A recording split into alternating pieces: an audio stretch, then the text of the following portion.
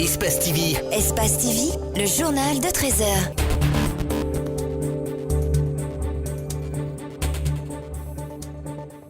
Bonsoir à tous, bienvenue aux 13h d'Espace TV. À la une de ce journal, recrutement dans l'armée, les candidats à l'épreuve de l'évaluation physique. La motivation est certes là, mais nombreux parmi eux crient à la fraude et au favoritisme. Des accusations refutées en bloc par les services d'évaluation. Reportage à suivre avec Abdoulhamane Ba. Conakry abrite ce vendredi la 3e journée guinéenne de dermatologie.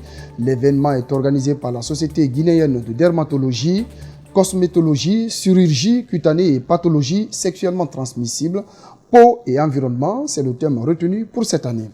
Au Soudan, des milliers de manifestants se rassemblent à Khartoum après la prière hebdomadaire du vendredi devant le QG de l'armée, poursuivant leur sitting pour réclamer le transfert du pouvoir par l'armée à une administration civile.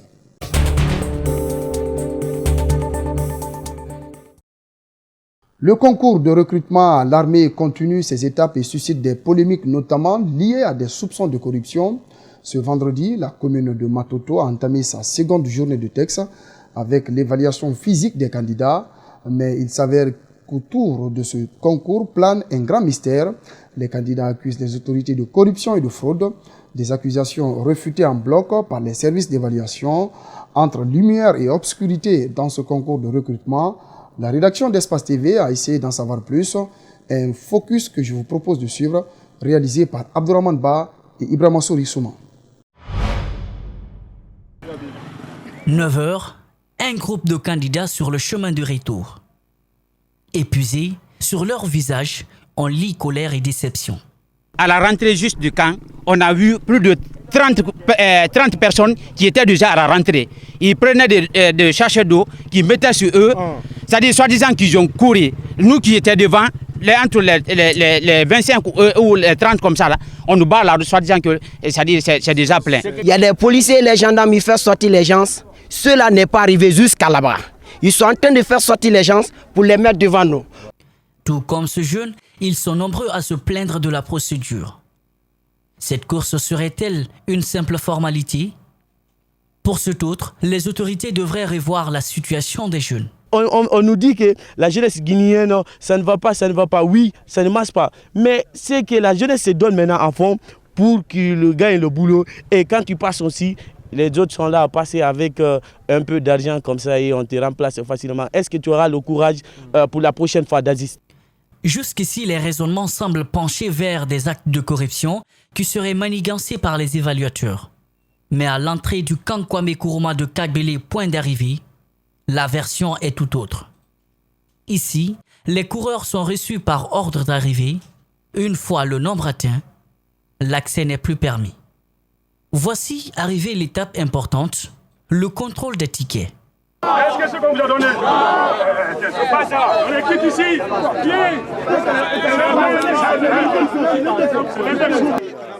Quelques minutes avant, ce candidat interpellé pour fraude se confiait devant notre caméra.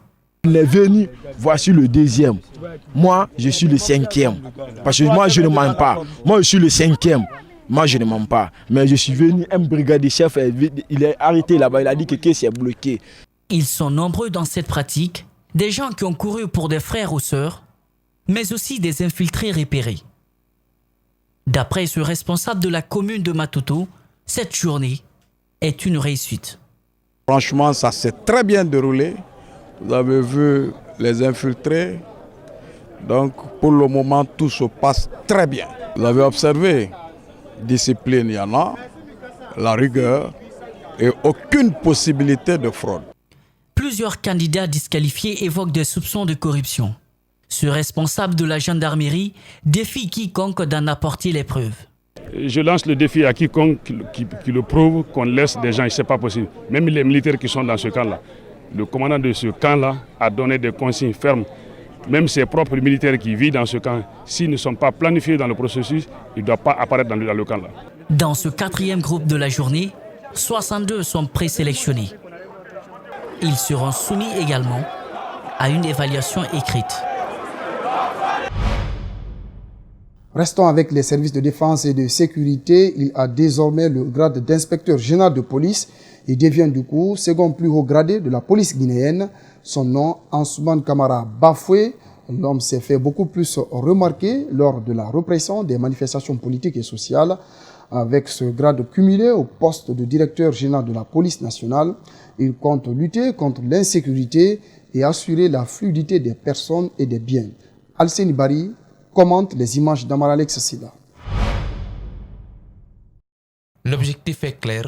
Le désormais inspecteur général de police et directeur général s'engage à faire de la police une institution républicaine au service de la nation. Sa mission principale, sécuriser la population et ses biens et surtout favoriser l'exercice des libertés individuelles et collectives. Je mets cette occasion solennelle au profit de lancer un appel à l'ensemble des effectifs de la police nationale afin de promouvoir à tous les niveaux l'esprit d'équipe et une véritable synergie d'action pour une mise en œuvre efficace, professionnelle de toutes nos stratégies de sécurité au regard des diversités et de la complexité des nombreux défis qui caractérisent le contexte national. C'est aussi l'occasion pour moi de rassurer Monsieur le ministre de la Sécurité et de la Protection civile de ma franche et sincère collaboration pour une parfaite réussite de la politique du gouvernement en matière de sécurité. À cette cérémonie, les représentants des forces de défense et de sécurité, dont plusieurs unités de la police guinéenne. Le ministre de la Sécurité a d'abord félicité le nouvel inspecteur général avant de lui rappeler la mission qui lui est dévolue. Félicitations à monsieur l'inspecteur général et j'espère qu'il mettra de lui-même dans la détermination qu'il a toujours fait montre, dans l'abnégation, la loyauté et l'engagement constant dont il a fait preuve pour que la police soit sur tout le terrain et que la Guinée soit un pays stable, un pays de paix, un pays de quiétude et un pays où la sécurité est la règle. Un grade, certes salué, mais qui couronne pour bon nombre d'observateurs une vaste campagne de répression lors des manifestations politiques et sociales. Des cadres du ministère du Plan étaient ce vendredi à l'université générale Lansana Conté de Sonfonia. L'objectif était d'expliquer aux étudiants le contenu du programme national de développement économique et social. Le compte rendu est signé Djibril Ba Aboubakar Din Kamara. Spécialistes du ministère du Plan se sont relayés au tableau pour expliquer aux étudiants les grands axes du document. C'est quoi le PNDES? Quelle est son utilité? Comment assurer la faisabilité du plan de développement? Autant d'informations données aux apprenants par ceux qui ont participé à l'élaboration du dit document. Pour un document fruit d'une recherche, s'il faut, d'une démarche scientifique, le produit de ces recherches-là, il n'y avait pas un public mieux indiqué que les étudiants eux-mêmes. 3 heures d'explications qui ont aidé des étudiants de la faculté des sciences économiques et de gestion à cerner les contours de ce plan censé assurer l'amélioration des conditions de vie des populations guinéennes. Nous avons eu une idée claire et précise sur la notion du PNDES. En fait, au préalable, on avait déjà étudié ça, mais c'est théoriquement. Aujourd'hui, on peut dire que c'est comme un approfondissement pour nous. Et à travers l'apport de ces différents messieurs, de ces éminents professeurs-chercheurs, nous avons eu à comprendre effectivement quelles sont les perspectives mises par le gouvernement guinéen. Je suis satisfait à 50% parce que le mot le plus absent ce matin, c'est l'emploi. Et quand nous prenons le document qu'ils nous ont montré ici, le document a pour objectif de lutter la pauvreté. Lutter contre la pauvreté. Lutter contre la pauvreté. Après des plateformes de la société civile, c'est donc des étudiants qui échangent avec des cadres du ministère du Plan sur la vulgarisation du PNDES. Le choix porté sur l'université de Sonfonia réjouit bien son premier responsable. Je dois dire que le gouvernement a osé mettre en place ce document que je trouve, comme je l'ai déjà dit, robuste et qui balise un chemin du développement de la Guinée. Après les étudiants, les cadres du ministère du Plan comptent aller vers d'autres couches socio-économiques en vue de mieux vulgariser le document. Conakry abrite ce vendredi la 3e journée guinéenne de dermatologie. L'événement est organisé par la Société guinéenne de dermatologie, cosmétologie, chirurgie cutanée et pathologie sexuellement transmissibles. Peau et environnement, c'est le thème retenu pour cette année.